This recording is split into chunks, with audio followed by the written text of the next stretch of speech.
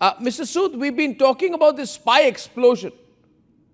Now, is it just that's being reported now, or has the incidence of low-level spying or espionage, in your view, actually increased? Or is it just being spoken about more after Operation Sindoor? What I'm saying is that espionage is a 24-hour, 24/7 job.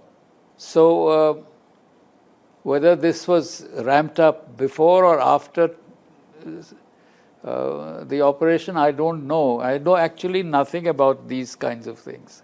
I can only speculate and say that this was a ring that was operating for quite some time, and maybe one spy ring has many other branches to it, and that's how they spread. And so once you break one, that leads you to the others.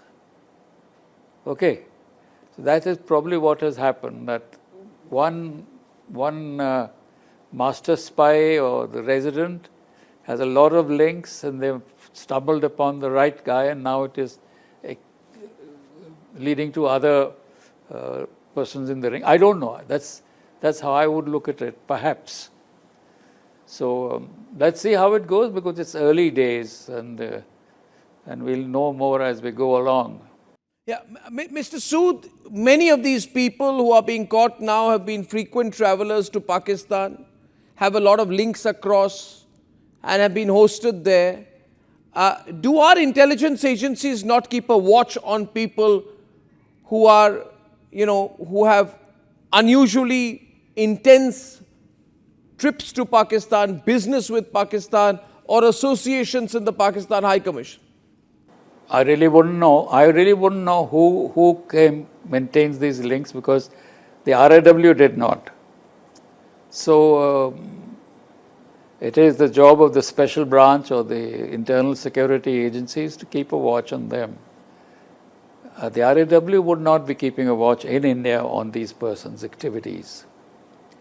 So that's how it goes in a democracy.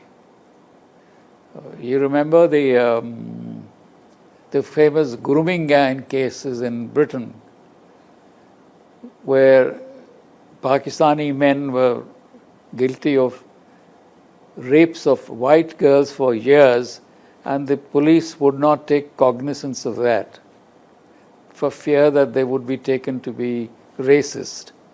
I think that kind of psychology also works here. That kind of psychology also works here. And that's what might have happened. We let them go in the interest of being fair to everybody, not to suspect anybody who goes. You're saying that intelligence agencies would also be on the back foot I suppose of actually things would taking change action now against these people, because it would be seen to be anti-democratic, or it would not go down well in the system, or you would be seen to be targeting individuals. Yeah, that could be one of the reasons, yes. So you need a clear political direction then to act against these people. Yeah, I think we've got the political direction now. What kind of people would Pakistan's intelligence agencies look for, sir?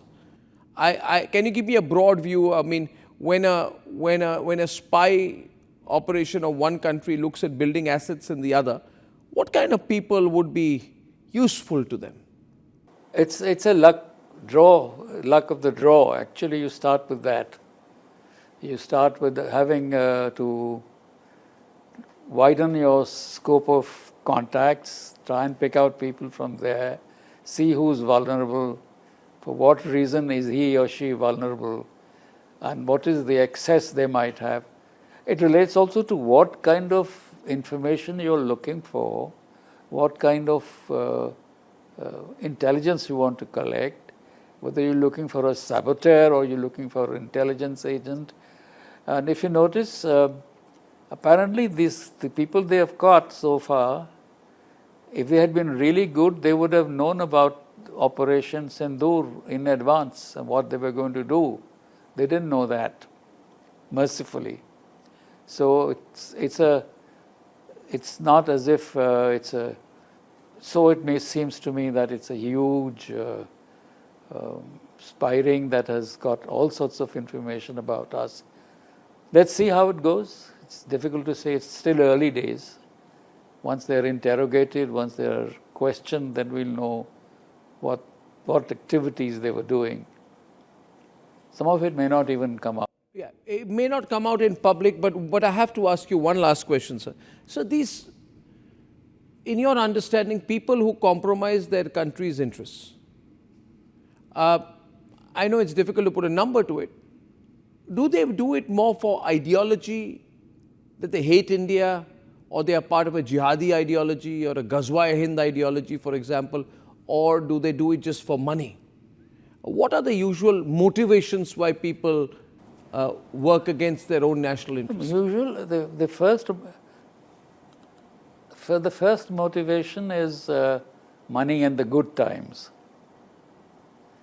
And then you move on from there to whether you're looking for an ideological spy, you're looking for a political spy, or looking for a military spy, then you move on from there to that category and motivate him wherever you want to motivate him. If you want to motivate him to do something in Gyanvapi, you'll find a particular person to try and use him. Or where you want to use him for in the military services, you want to pick up a guy who has contacts in the cantonment or in the army headquarters or wherever. Yeah. So that's how it goes. But money is a great attraction. Ideology can be faltered also at times. And you end up, and maybe these people get compromised very quickly. I mean, that's, once compromised, there's no looking back. If you have if you're working in a ring, then one compromise and the whole ring would tend to collapse, at least one to the other. But there are many solo operators who operate on their own. And you never, because if he's picked up, there's nobody else that you can. What do you mean by solo operators, sir? What do you mean by solo operators? Well, he comes here, he works with, he's a spy, but he doesn't have, others connected in the ring to collect different kinds of information or operate different places. Then they come and report to him, and then he sends off the report. But if he's operating by himself, sending reports on his own, then it's him and nobody else.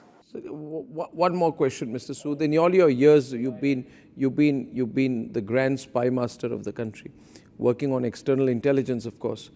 Have you come across any? I don't want you to reveal names. No, you don't have to reveal names with me.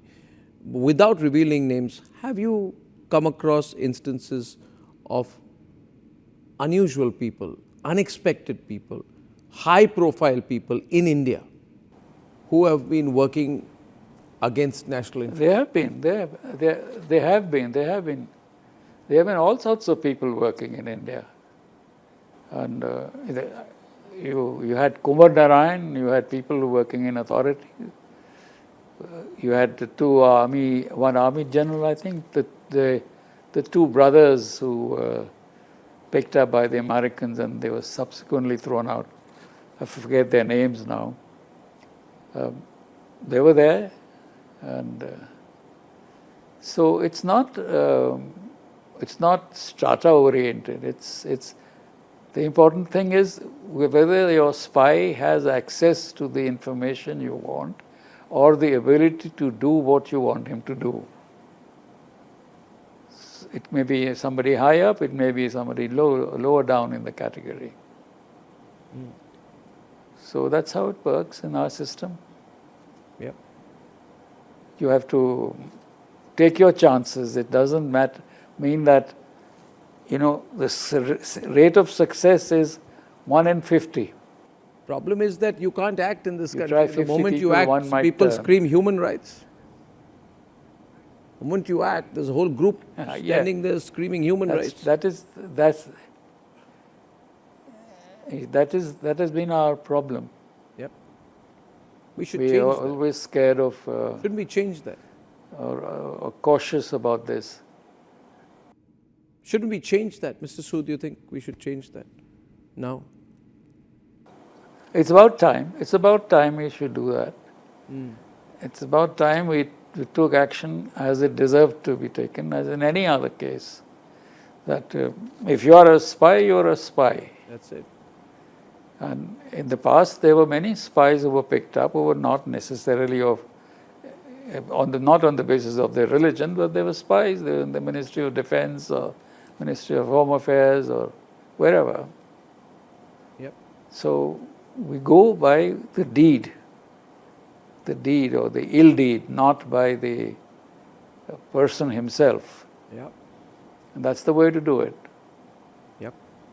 That you are guilty of espionage, not of your religion or association. Yep. And that's, unless we learn to do that, accept that this is how it will be, we let a lot of them escape. Yep. I think we should make examples. Let's hope that after, possibly, yes, maybe that's what they will do. But we'll have to strengthen our services also, our intelligence services. Yep. Because communications are not by letters or telegrams or things like that. AI and internet and WhatsApp make communication so much easier. And trackable. You can create a riot in 5-10 minutes. Yep. Yeah, and the news goes around all over the country in a flash. How are you going to react to it in real time? You just don't know. I think so. I think to strengthen democracy, you need you need to make sure these weaknesses don't exist. There are no entry points. Well, thank you so much. Thank you, Vikram Sood, for your perspective this evening. It's a pleasure. Thank you, sir. Thank you.